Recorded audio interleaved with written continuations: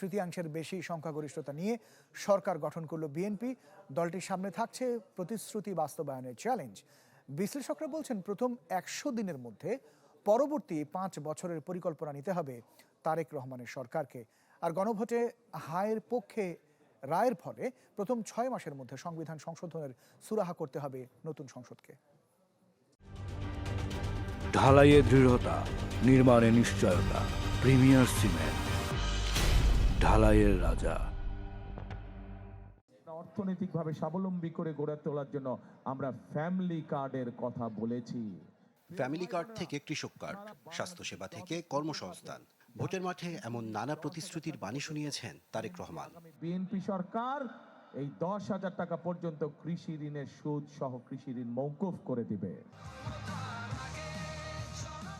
জনগণের সমর্থ আদায়ে দিয়েছিল 51 দফা ইশতেহার ও 9টি প্রধান প্রতিশ্রুতি, যার মধ্যে আছে সাংবিধানিক সংস্কার, শিক্ষার গুণগত ও অবকাঠামোগত পরিবর্তন, দেশের অর্থনীতিকে ডিজিটাল ও আধুনিক করার উদ্যোগ সহ আরও কয়েকটি।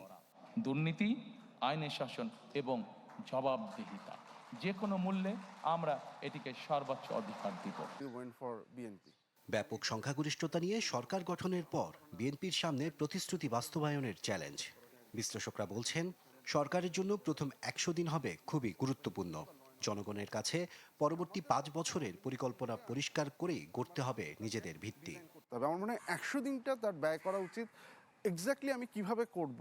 কারণ আপনি যখন ম্যানিফেস্টো ডেভেলপ করেন, ম্যানিফেস্টোতে অনেক ব্রড দাগে আপনি গিয়ে পরামর্শ দেন। আমি আশা করি যে বিএনপির এর বাইরে একটা ডিটেল প্ল্যান আছে। সেই প্ল্যানটা এখন প্রকাশ করা দরকার এবং সেই প্ল্যান অনুযায়ী তার কার্যপদ্ধতিটা ঠিক করা দরকার। ইশতেহারের প্রতিটা শব্দই বাস্তবায়নযোগ্য, প্রতিটা প্রস্তাবনায় বাস্তবায়নযোগ্য এবং যে প্রচারণা হয়েছে সেগুলো বাস্তবায়নযোগ্য। শুধু দরকার হচ্ছে সদিচ্ছার ঘাটতি এবং রিসোর্সেসের বিষয় এবং পলিটিক্যাল একুইপমেন্ট, স্টেটসম্যানশিপ, যেই জিনিসটা এখন সবচেয়ে বড় গুরুত্বপূর্ণ, সেগুলোকে ব্যবহার করতে পারলে অবশ্যই ফ্যামিলি কার্ড কেন অন্য সকল বিষয়গুলি বাস্তবায়নযোগ্য। বিশ্লেষকদের মতে, গণভোটে হাঁ জয়যুক্ত হওয়ায় 180 দিনের মধ্যে সংবিধান সংশোধন প্রশ্ন সমাধান করতে হবে ক্ষমতাসীনদের। সেই সাথে অর্থনৈতিক কাঠামো, দলীয় ও আমলাতান্ত্রিক দুর্নীতি বন্ধ সহ আইন শৃঙ্খলা পরিস্থিতি নিয়ন্ত্রণে নিতে হবে কার্যকর পদক্ষেপ। জনগণ যে বিষয়টি প্রত্যাশা করছে, জবাবদিহিমূলক সরকার ব্যবস্থা, সেই জবাবদিহিমূলক সরকার ব্যবস্থাকে কেন্দ্র করে যে সুপারিশগুলো ছিল তাদের কোনো কোনো ক্ষেত্রে কিন্তু বিভিন্ন দলগুলো নোট অফ ডিসেন্ট দিয়েছে। সেটাই যদি হয়, তাহলে যদি ওখানেই তারা অনড় থাকেন, তাহলে কিন্তু আমরা বাস্তবে একটা জবাবদিহিমূলক সরকার ব্যবস্থা পাবো না এবং সেটা আত্মঘাতী হবে এবং এমন শক্তি বিকশিত হবে যেটা এই দেশের মানুষ চায় না। যে প্রতিশ্রুতিগুলো দিয়েছেন সেইটা আপনি একটা উপযুক্ত ব্যুরোক্রেটিক সিস্টেম ছাড়া আপনি সেটাকে বাস্তবায়ন করতে পারবেন না।